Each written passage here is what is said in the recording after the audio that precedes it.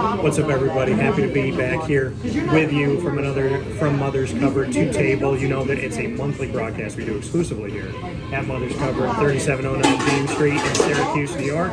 And I am here with one of my most frequent guests to Mother's Cover, and that comes from the lineage of grandfather all the way through to now, is Jason Leone, who is coming off of a season where they have gotten farther than Oswego State ever got for men's basketball, to the Elite Eight within one possession to go to the Final Four.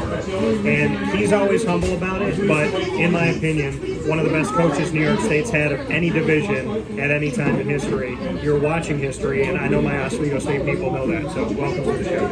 Hey, thanks, buddy. Great to see you again. Great to see you too. So we got a lot of great stuff coming up here for you. We have a very interesting conversation because after you finished your season, you got to take a little break with Amber. And so your break was to go watch basketball but not have to coach it. So you went down to the First Floor in Dayton, Ohio, which I love. Love Dayton's arena. Fantastic place. Really like on the court feel to it. 17,000, I think. So you went to the First Floor to support your friend Tobin of Fairleigh Dickinson. So before the game, you got a picture with him. You're having a good time and all this stuff. You knew him before the world knew him. So what has the last couple weeks been like for you, knowing that it started off with you having just some time with a friend, and then it turned into everybody and their mother wanting to talk to your good friend? Well, just, you're really happy for your friend. It's not really even a basketball thing. Just as, listen, Tobin and I have known each other for over 20 years. Obviously, the thing that has gotten the most play is that I worked for him for 3 years at Clarkson University from 2000 to 2003. But Tobin and I talk every day. He stood up for me in my wedding, and I stood up for him in his wedding. We have a very close relationship. So, me going down there, it wasn't like you go down and support a friend. It had nothing to do with a basketball thing. It was just that being down there to watch him coach in his first NCAA tournament game. It was devoid of any expectation of how they would play or them advancing.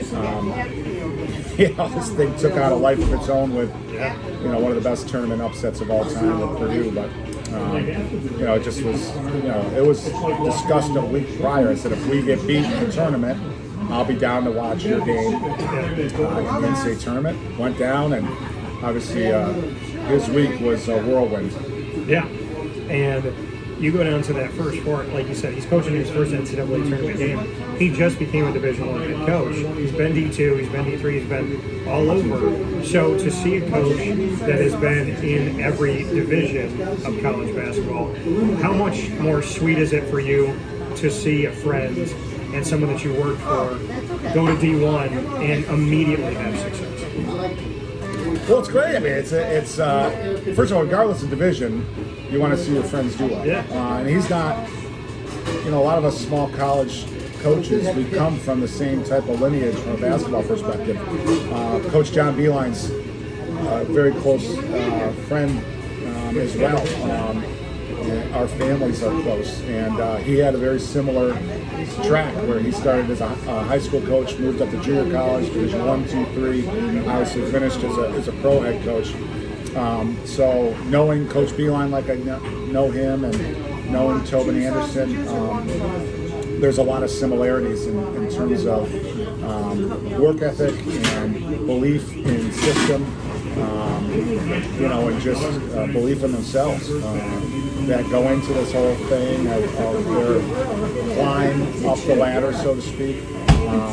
None of it surprises me. And probably the best quality that the two of them have is their humility, and they still stay connected to small college basketball. Tobin watches every game that he can of ours at Oswego State, and I watch all of the games that I'm able to watch of his. So none of that will change as he continues to climb this coaching ladder, so to speak. And when you say that, the connection with knowing John Beilein and knowing Tobin Anderson is humility, you have a lot of that too.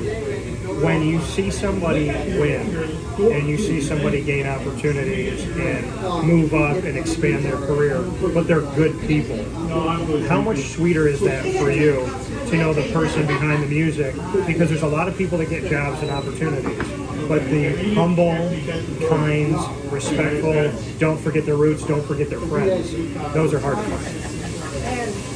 Sure. I mean, listen, anytime you work within higher ed, it's a servant type of behavior that you should and exhibit. You should and exhibit most of the time, all the time.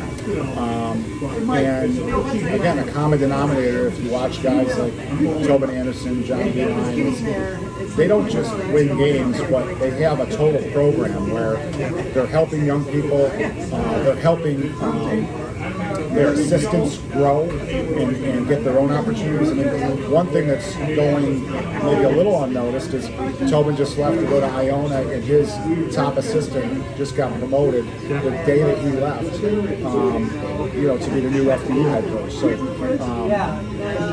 kind of building that coaching tree. If you look at all the John Beilein assistants that have gone on and become successful head coaches, both in small college and in Division I, that's a huge tree. And Tobin has that same type of group of assistants that have worked for him that have become successful head coaches. I'm proud to be one of those guys. But I'm just, back to your question about humility. You hope that anybody would exhibit that, especially when you're in a profession like ours where it demands that you are there for other people before yourself. Yeah, here with Jason Leone, speaking on a lot of great things, including obviously showcasing your former boss, Tobin Anderson. So, what was it like to work for him and with him at Clarkson? Well, I have some great stories. I mean, we both made next to no money. I mean, I think my first job working for him paid $4,000. I lived in a dorm room. I had a meal card, and that was it. I don't know what he made, but he was in the $20,000 range. He also had a dorm room on campus. And did he have a meal card? I think so, yeah. So our days consisted of 12-hour work days, making recruiting calls. And I love Clarkson University to this day, but it wasn't a school that was incredibly easy to recruit to because of location. And it's Division III, so we didn't have scholarships. So we really had to look under rocks for players to go there. We couldn't get too many recruiting battles because of some challenges getting kids to visit. Financial aid there was just okay. So we worked a lot, and we were both very in shape at that point. We played a lot of basketball together, full court one-on-one games, and shared a lot of meals together, shared a lot of times. There was one time I had a compound fracture from playing basketball in my ankle, and not only did I work 12 hours a day with Tobin, I had to live with him because I couldn't drive. So the only way I could get to work is if I was with him, and he drove me to work every day. And just a lot of those kind of stories, where we just had hopes and dreams and doing things with our career and without repercussions of knowing where things would lead us, And it's fun now when he's 52, I'm 46, and you draw upon those stories. It's emotional. It's emotional to see how far in the paths that our careers have gone on. It's a lot of fun, but it was emotional in a good way. What was it like to live with Tobin for a little bit? Well, we were both, to say the least, messy people. So I wouldn't say that the house was always clean or the apartment. But we watched a lot of sports, argued a lot. We're very close friends, but have a little bit different personalities, and we both enjoy a good argument about pretty much anything. But we had a great passion for basketball and for the kids that we coached. You discuss, having these memories and going back to that time. When you go back to those Clarkson moments of living in the dorm room, to now having the biggest win in the history of Oswego State, and for Fairleigh Dickinson and Tobin, one of the greatest wins in the history of college basketball in general, in D1 men's college basketball, the record of #1 seeds against 16 seeds is 150-2. UMBC of the America East and Fairleigh Dickinson of the NEC are the only teams to do it. So for you to be coming off of your greatest win ever and him being coming off of his greatest win ever, what is that type of emotion like to share that with each other, where he says to you, hey, congrats, your team's never been farther, and then you look at him and say, hey, congrats, most 16 seeds have never won this game ever. You guys get to celebrate history in the same year, really right around the same time. Well, I talked to 3 people leading up to our game against Randolph-Macon. Tobin Anderson, John Beilein, and actually Adam Stockwell at Hamilton College. And chatted about game plan with them. Tobin watches, and I think it's getting a lot of play in the media now. He watches almost all of my games, and he watches a lot of Division III basketball. He's a Division III basketball player, great player. So he had watched Randolph-Macon quite a bit. He watched us play a lot, and he said, Jay, listen, like, you've got the talent level and the quickness to not only play with these guys, but beat them. You know, we thought our biggest challenge would be just managing the home crowd and playing with some poise if the game was close at the end. So he followed that while he was coaching in the conference tournament very closely. Him and his wife Jody watched the game, every second of the game against Randolph-Macon, and one of the first phone calls I took after the game was from him. So, and not surprising, he was just ecstatic, you know what I mean, for me.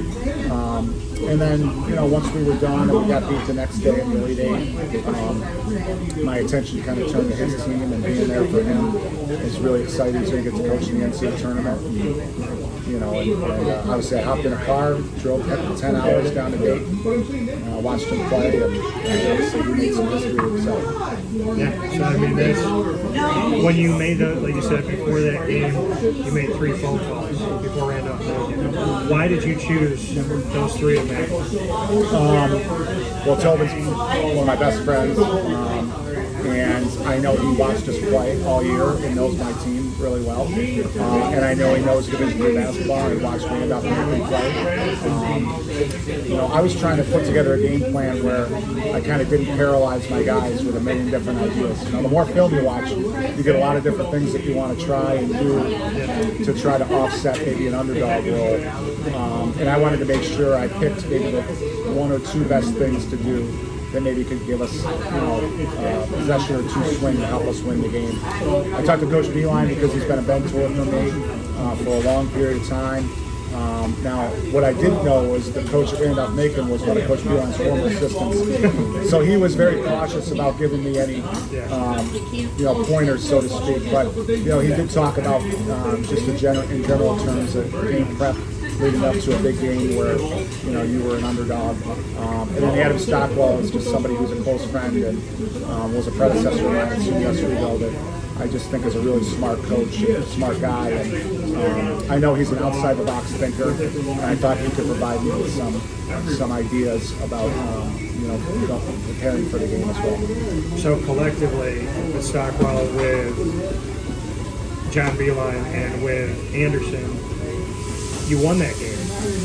So putting all of their advice together, at the end of that game, what pieces of that advice, was there any parallels that you took and said, hey, thanks guys, because I used that? Was there something that you did use? Tobin just gave me more of like a confidence, that he had watched both teams play and thought that there wasn't a huge gap there between the 2 teams' talent level. He talked to me about 1 or 2 schematic things that he thought could work. Coach Beilein talked about, drew upon a couple of his experiences where he was going in the tournament. He thought he worked his teams too hard in practice leading up to a game like that, and he cautioned me about how hard we should practice that week leading up to the game. And then Coach Stockwell just talked to me about a couple things, defensively that he thought might work based on watching our team play and watching Randolph-Macon as well. It was more, I had my own ideas, and they reassured me, that maybe I was on the right track with those types of things. So it's more that than anything else. Yeah, and when you said that Tobin Anderson spoke with you about how he felt like there wasn't too many differences, even though Randolph-Macon was coming, as a reigning national champion. He felt that way about his Fairleigh Dickinson team. Yes, he did. Yes, he did. And I want to say, I've said this on the show, but I want to say it again with someone who's so close to Tobin. And Tobin, I hope you're watching. But the reality of everybody they focused on the win, but the media focused on always the drama. And not me, but a lot of the media focused on the drama. And the drama was, well, you said you could beat Purdue and all this stuff, and were you afraid that the team saw it? And I said to my dad when we were driving down the Albany, is there a coach in a locker room anywhere in the world that tells his team we can't beat the team that we're playing? So did Tobin say anything different, or did Tobin get his guys riled up as they should be? So I want to get your thoughts on that, because I don't understand the media frenzy with Tobin Anderson telling Fairleigh Dickinson we can beat Purdue, because if you're a coach saying we can't, then you shouldn't be coaching. I think that thing was overplayed a little bit. First of all, if you really listen closely, he didn't want Purdue to hear that. And it was his assistant that had the scout for the game, Cam Urell, that said, the more I watch Purdue, the more I think we can beat them. There was no guarantee there. But, of course, at this time of year, the media is going to run with that. Yeah. And to your point, I don't know if that would have been my approach, and I told Tobin that, but I certainly respect the confidence going into the game. I mean, any coach would sit there and tell their team, listen, you've got to have some sort of belief that you can win. I know that was my message to my team leading up to the Randolph-Macon game. Was the first part of it was belief. Well, and you have to. I mean, and that's where I said to my dad, if I'm a coach, if I'm a player and my coach is going, we're just happy to be here, not a good coach. So, and Tobin said in every interview that I saw, that was for my guys, that was for my room. And that's where I feel like there needs to be, separation of church and state sometimes, where when you're talking in your locker room, and as close as we are, I would respect that, right? If you say, hey, I'm going to go talk to the guys and I'll come out and talk to you, you don't go in the locker room and you let that kind of be your place, right? And that should be a sanctuary. So I think have the confidence, because you should, and it worked, and it's a good thing. And now we know he's moving on to Iona. So Rick Pitino opened that job by doing what only Rick Pitino does, which is say that he didn't know about the job and then he knew about the job. And I can say that because I've covered him for a while. So when I was on the call when Rick had said, I haven't thought of St. John since 1988 or whatever it was, and then I said to my dad, within 3 days I expect him to go to St. John's. So Iona has a lightning rod of a coach. And now they strike again, and they bring in Tobin when the entire country, the world, is looking at Tobin Anderson. So what do you think about his opportunity with the Iona Gals, and to shift into a role with a team where he can continue to build himself as Division I head coach, but at a time where Iona is now going to get a lot of publicity, he's getting a lot of publicity, and hopefully recruiting-wise, that'll help Iona and Tobin get what they need. Well, I think, just from speaking with Tobin and being as close as I am with him, it was a difficult move, because he, like any coach in that situation, knows that FDU gave him a chance to be a Division I coach, where I'm telling you, 50 upon 100 different schools would not even give him the time of day. I mean, Tobin has only been on one campus to interview for a Division I job before the Iona thing. And FDU was the only one that gave him a chance. So, moving to Iona, now he was a finalist for that job, and I think he was going to get that job when Rick Pitino got the job. So he was very close to getting an opportunity there. So, I think it was hard to just leave after 10 months, but I think it speaks to just, it was a life-changing opportunity at Iona. Tobin wasn't going to move that quickly unless it was something that he just felt like he couldn't let that opportunity pass by. And Iona, from explaining to me from a research perspective what they have, it is that type of job where it just, he couldn't turn down that opportunity, Iona, if you look at the history between Rick Pitino, Tim Cruz, Kevin Willard, Tim Welsh, Jeff Ruland. I mean, these are the past 5 coaches, I think, before Tobin. Every single one has gone to the NCAA tournament. So that's quite a track record. And part of it is how well they've hired coaches, but the other part of it is the resources that they have to be successful. So that right there, as a coach, you're looking for, listen, can I win? Is there enough support there? And I mean, he just called me last night and said the support here is off the charts incredible. I was going to say to you, when you did get to talk with him most recently this week, just what it was like to how he is doing right now, because there's a lot of emotion. He's tired. He's tired. I mean, like, he is going on fumes. So, I mean, I could give you the timeline of what his last 10 days have been like, but one can only imagine. But he's going on fumes, but it's a good time. You know, he's really excited. And anybody that knows Tobin, he's a foot on the gas guy. I mean, he's got a super amount of energy, and he just loves basketball. He loves basketball, and you know, he's going to be working a lot of hours here. He's got a lot of work to do in this day and age with the portal and people coming and going. There's a lot of work to be done recruiting-wise there, and he'll get the job done. There's no question. He's got a great staff. He's obviously a tireless worker. He'll get this thing, or continue to have this thing at the level that he and Iona wants the program to be at.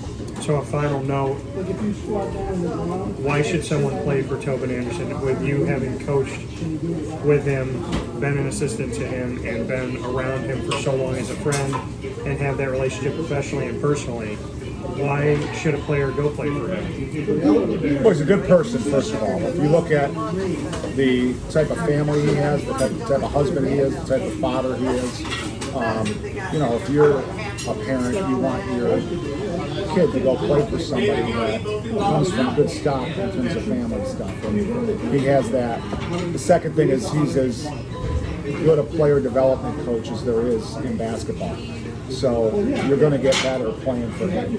And the third thing is that, you know, there's a saying in sports, you know, a lot of good teams take on the personality of the head coach. And if you watch Tobin coach, if you watch his teams play, they take on his personality. Determined, gritty, loose. They go after the game, every game. And I think that's a great way to coach, a great way to play, and his team certainly take on his personality. That coming from Jason Leone, who spent years under Tobin Anderson at Clarkson and continued that friendship all the way through. Tobin, I want to thank you for loving all basketball and paying as close attention as you do to Oswego State. It means a lot to me and to this community, so I want to thank Tobin for that. And I want to thank all the coaches, Stockwell, Beilein, Tobin Anderson. I mean, that's a good list of coaches for you to mention and to talk about, and it takes one to know one. So from Mothers Covered to Table, at Mothers Covered on 3709 James Street in Syracuse, New York, I'm grateful that with all these stories you get to tell, I have, for my life, for many years now, gotten to tell my Jason Leone story, so thank you for that. Thank you, my friend. Appreciate being on with you. No better run than what we've been seeing from Oswego State. Not just a good D3 team, not a good SUNYAC team, a New York State powerhouse, and you can thank you and your staff at Oswego State University for that. So make sure you get yourself up to these games,